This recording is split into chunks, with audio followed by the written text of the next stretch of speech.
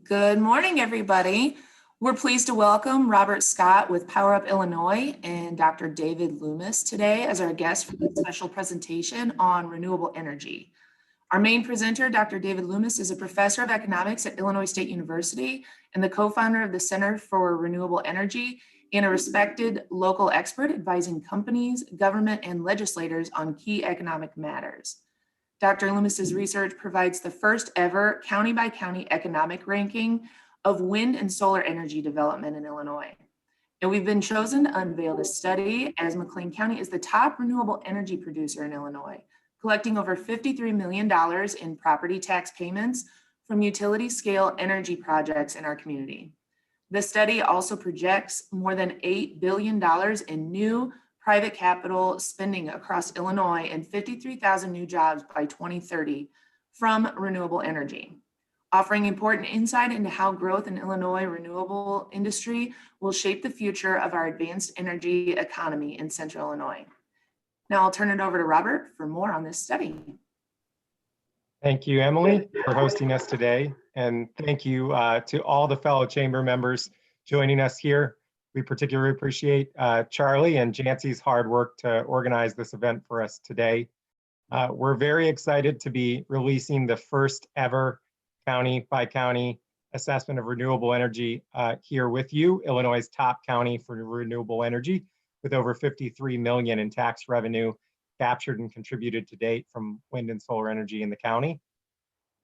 Our mission at Power Up Illinois is to serve as an educational resource to communities and stakeholders that are benefiting from wind, business owners, schools, and others. You can learn more about us by visiting powerupillinois.org or by looking for us on Facebook at Power Up Illinois. With that, I'm eager to get to the main event, so I'll turn it over to Dr. David Loomis, Professor of Economics at Illinois State University and co-founder of the Center for Renewable Energy.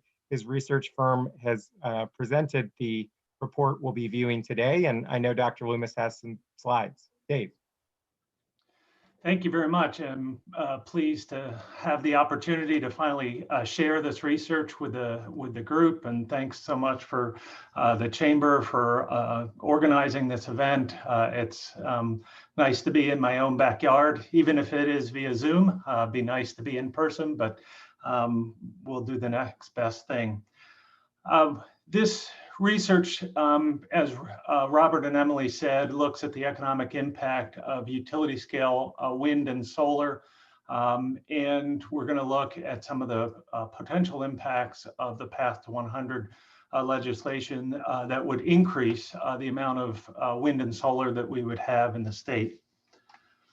I won't go over this again. You've seen my credentials. I have worked with a number of companies. This is building upon a study that I did for the state of Illinois, looking at the economic impacts of wind energy. There, we did not go into a deep dive on the property tax impacts. And so that's a new feature of this study that hasn't been done before, but that last study was last done in 2016. So this is kind of an update. We've had quite a bit of wind built in the last 4 years. And so this updates the existing study, looks at those property tax impacts, and looks at the Path to 100. So here's how we're going to go through the presentation. I'll look at the wind industry growth and the economic impact. As I said, we'll look at solar energy growth, then we'll do a deep dive on the property taxes, and then look at the Path to 100 economic impact, and then I have a few brief conclusions. At the end, I do have lots of material at the end of the PowerPoint about methodology, but I figured that this was not a group of academics that cared about the methodology, so they're at the end. They are in the full report, and I'm happy to explain how we got any of these numbers to any of the folks that wish to, to do a deeper dive on those. So when we look at Illinois, Illinois is the sixth largest state for installed wind capacity. There's Texas, Iowa, Oklahoma, Kansas, and California ahead of us. But for our wind resource, Illinois is particularly kind of overachieving, if you will, for the wind resource that we do have. And that's due to a couple of reasons. We have the nice kind of mix from a wind energy perspective of large cities, namely Chicago, which are users of electricity that's nearby rural areas, farmland that would have, is supportive of wind projects. And at least to date, we've had available transmission capacity that would get that wind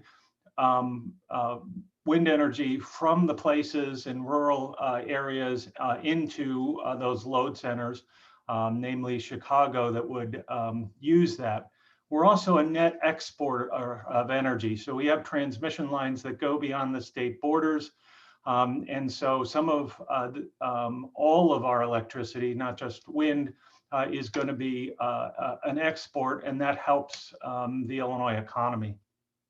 We have over 3,000 wind turbines, and you can see the year-by-year growth. We were doing very well in terms of growth from 2007 to 2012. 2007, by the way, for those who are local here, is when the Twin Groves wind farm, phase one, was actually two phases. They were close together, so most people think of them as one combined wind farm, but that's Twin Groves is the one east of town, out Route 9, east of the airport. That came on in 2007, and that's going to be important as we talk about the property tax revenue. But we were doing well in there from 2007 to 2012. We saw no wind farms built in 2013, 2014, and then a continuation from 2015 to 2020, although at a little bit slower pace than what we saw before. And much of that is due to the interaction in that gap year of 2013 to 14 is due to the combination of state and federal policies that really didn't support robust growth for wind energy. Wind energy is widespread. We already said that McLean County is the leader. You see McLean County there at 13%. Bureau County, LaSalle County, Livingston County are all have high percentages, but this is fairly widespread. I think those of us who are in Bloomington Normal are used to seeing turbines as we go around I-55 for sure. You'll see the White Oak Wind Farm, and you can always see Twin Groves off in the distance if you're on the east end of town. And it is fairly widespread. If you go up I-39, you're going to see a number of wind farms along that stretch. But it is concentrated in kind of central Illinois and northern central Illinois. If we look at a map, it would be those areas, and that's because that's where the greatest wind resource is. Now, with new technology and new turbines, the line by which it becomes economic to build new wind farms has moved further and further south.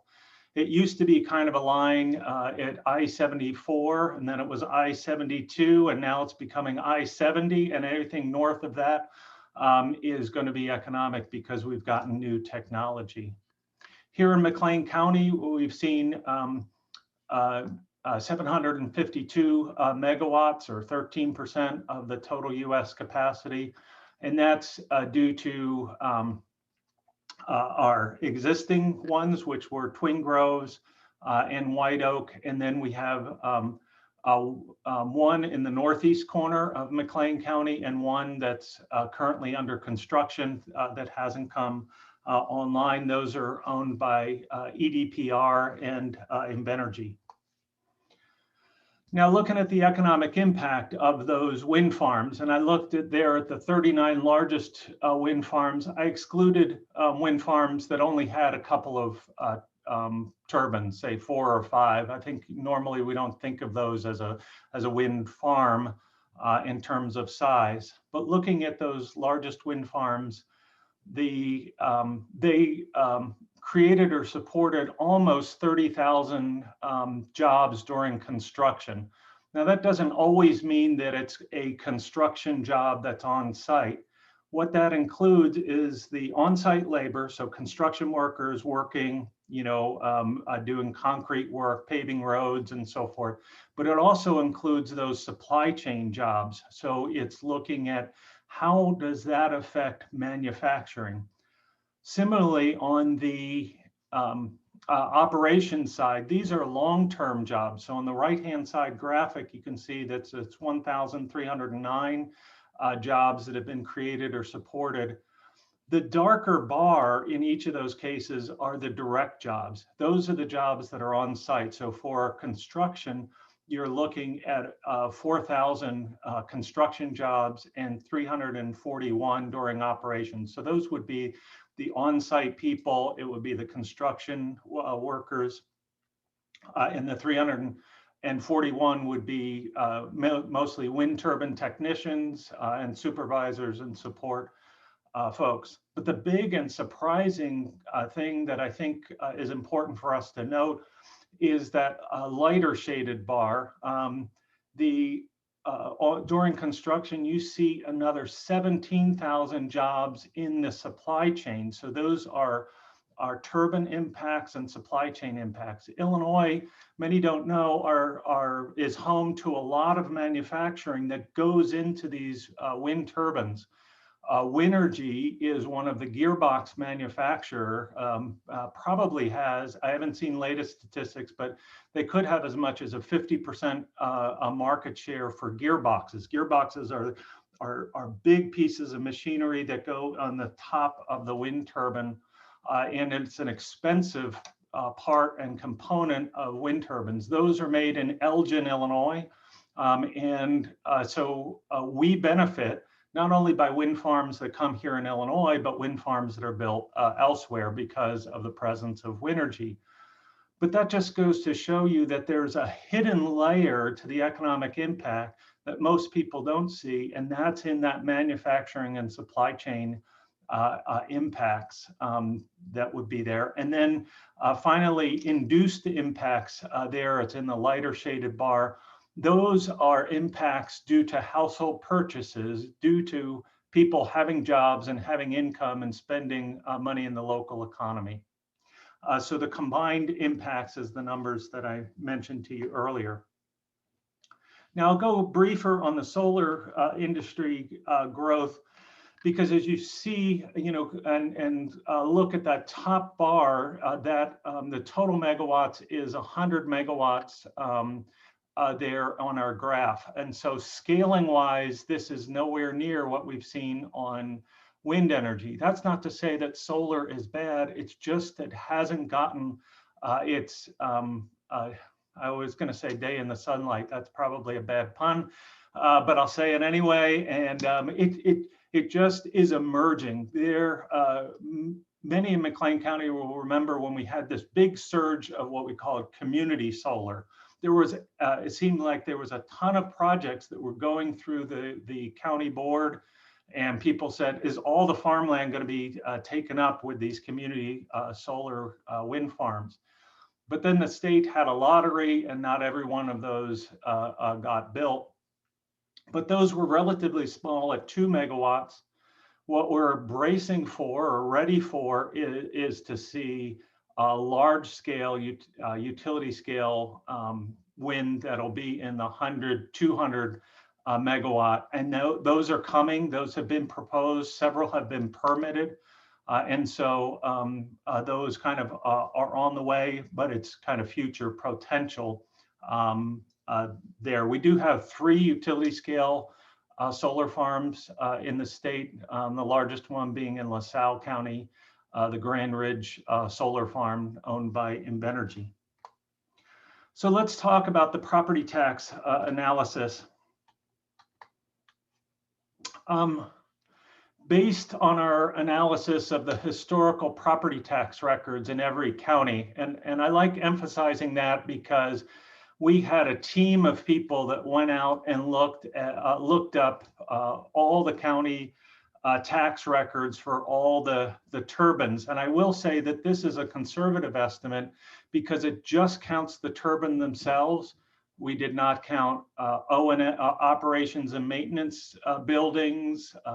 Substations are sometimes taxed in some counties.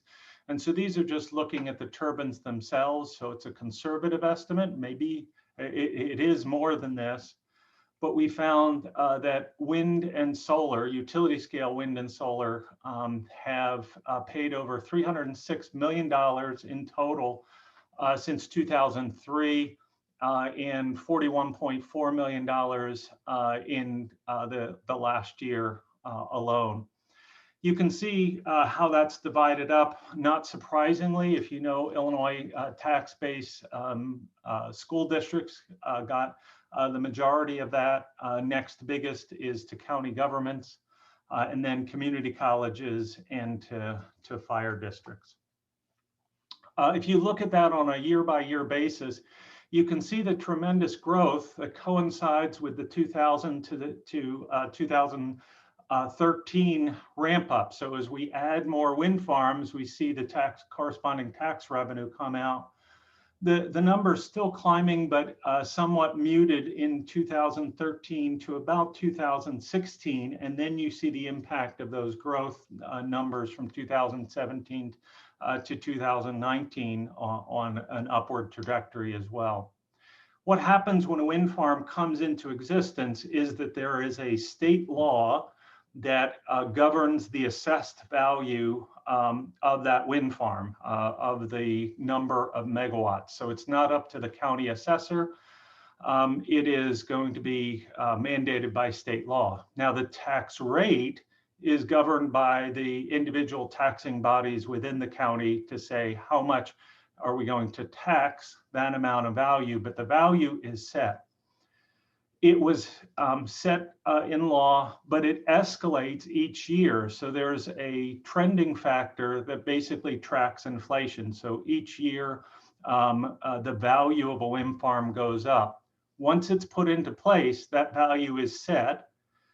And then it has two factors going forward. It has a depreciation factor, which is only 4% a year, which is way lower than any other depreciation schedule. If you're a business person, you might be familiar with accelerated depreciation. So 4% a year is very, very low for a depreciation schedule.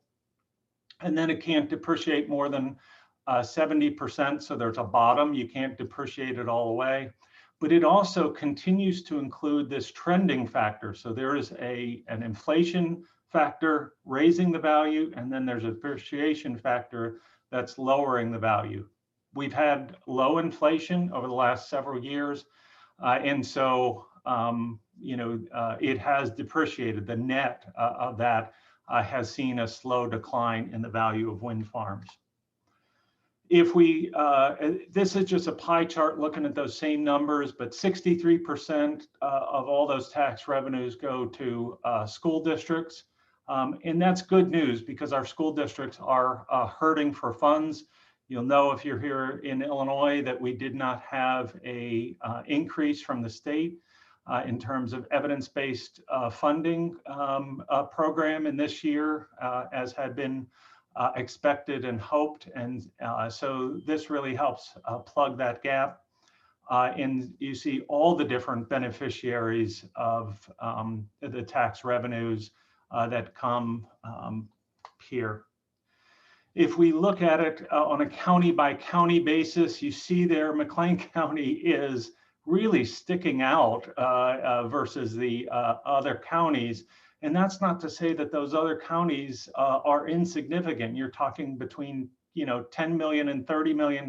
It's just that McLean County has been so far above them and for so long. I think that's the biggest thing that I want to emphasize is it was our early start in wind that we're reaping the long-term benefits from now. So I think we've covered this. Let's talk specific to the top 5 entities that have benefited from these tax revenues. And you're going to see familiar names on this list. It's no accident that we're McLean County's at $53 million. You've got the number one entity that received property taxes from utility scale wind and solar, and it has been wind, is $17.9 million to the Ridgeview School District. That is out and is a large part of the territory with the Twin Groves wind farm. The $8.4 million to Tri-Valley, well, that's the second, the southern half of the Twin Groves wind farm. And then Unit 5 comes in at $7.6 million. That's due to the White Oak wind farm that is out by Carlock, the northeast corner of the county. And you can see number 4 and 5, there are other school districts that get into the act in Iroquois and Ford County. I don't expect you to memorize this list of numbers. I'm a professor, and so I always get this question of, are we going to have to know that for the test? You don't need to know this table of numbers for the test. And the only reason I put such a huge table in here is to illustrate this. Look at Ridgeview and Tri-Valley. The reason their numbers are so high is because they started way back in 2007 getting tax revenues. The first year is low because it just came into existence and they were powering it up. So you see it phased in 2007, 2008, and then you see really the full impact in 2009 on Ridgeview. And Unit 5 is there, but it didn't start till 2011 because the White Oak wind farm didn't become operational till later. So they haven't enjoyed as many years of those tax revenues as Ridgeview and Tri-Valley has. And you can see some of the other numbers on there. I will note at the end, McLean County government has received almost $6 million since inception. They're going to benefit obviously from the Twin Groves wind farm, the White Oak wind farm, and now as these Broadlands and other wind farms get completed and are energized, there's going to be additional layered on top of that for McLean County government. Finally, I want to talk about the Path to 100 economic impact. So what is Path to 100? Path to 100 is legislation that tries to fix our current renewable portfolio standard. We've kind of stalled in the growth of renewables. We're at about 10% in spite of being having lots of wind farms in McLean County, but statewide, we've kind of stalled out. And the mechanism by which we fund renewable portfolio standards has gotten broken. And the Illinois Power Agency, which is in charge of administering it, has basically said, yes, we can never meet the goals that we had set. So we have a goal already on the books of having 25% renewables by the year 2030, but we're stalled out right now at 10%. And so what this legislation would do would be to fix what we already, what is broken, and then increase the goal from 25% to 40% renewables. So we're going to not just fix to get to 25%, but there have hence the name Path to 100. It doesn't really have 100% renewables as its, maybe that's the ultimate goal, but the legislation looks to get us to 40% renewables. And so this would create a lot more wind and solar, on the order of doubling our existing capacity and way more on the solar side. And so what would be the economic impact over the coming years if we did this? Using the same methodology as I used to look at the historical impacts, I found that it would create 53,000 local jobs during construction. So that includes those direct, indirect, and induced impacts but you see still 17,600 jobs in construction on site, and you see another 1,292 on site jobs. But the total numbers are over 53,000 and 3,200 on a long-term annual basis, coming from these projects. I will say too, that when we did this, we looked at not just the utility scale wind and solar, but we looked at the whole spectrum of solar. So that would be community solar, it would be residential rooftop solar, commercial and industrial companies that will put solar on top of their buildings. So it's looking at the broader array of solar than what we've looked at historically. And those are all included in the Path to 100 legislation. Here's the numbers just in a little bit different format. So not just looking at the jobs, but also looking at earnings. So I can't emphasize enough that these are good paying jobs, especially the construction, the turbine supply impact jobs. These are good paying jobs. Wind turbine technician jobs is the highest, fastest growing, according to the Department of Labor, job title that's out there. The induced impacts, I will say, tends to gravitate towards retail and some other lower wage sectors of the economy. So those aren't as high paying jobs as the first two categories in each of these segments. And then total output is really looking at economic output. It's the value of goods and services in an economy, and it's looking at a measure like gross domestic product, but now at the state level. Here's looking at the job growth. So we don't get all of these jobs all at once. We ramp up in them. So this is during the construction period here. We expect the construction period to last from 2021 through 2030 would be when we would build all this wind and solar that would get us to 40%.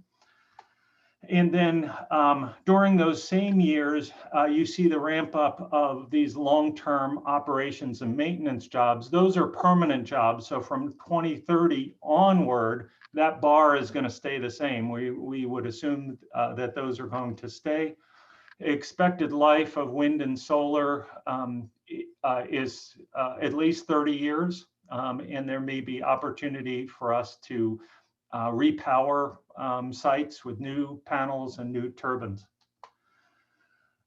If we look at terms of property taxes, so using that same methodology but forecasted, we see a peak ramping up through 2035, and it reaches a peak. This is additional tax revenue on top of what we already saw. That's at $110 million that we'd see by 2035, but that's ramping up from 2025 all the way to 2035. And then you see the effects of depreciation, that slow depreciation there. I assumed inflation of 2.2%. So I'm assuming, I'm not sure that that's correct over 30 years, but it seemed reasonable as a very conservative estimate of what those property taxes would come in at. So in conclusion, wind energy, I think it's clear from these results, has been a tremendous economic boost to the McLean County economy. McLean County has more capacity than any other county in the state. We've received $53 million in property taxes, majority of that going to local school districts. And the benefits of wind and solar could increase if this Path to 100 legislation is passed. So with that, I'll turn it over to our moderator, and I'm happy to answer questions if anybody has any. Thank you, Dr. Loomis. So at the conclusion of the program, we can take any questions from Facebook Live. Those can be typed into the chat. And any media that are attending this session, you can email Robert at powerupillinois.org for access to a private media Q&A with Dr. Loomis immediately following the call. So again, any media, you can email Robert at powerupillinois.org for access to that Q&A with Dr. Loomis. So do we have any questions from Facebook? None at this time, Emily. Okay, thank you. I'd like to thank Dr. Loomis for joining us, and at this point in time, we will go ahead and wrap it up.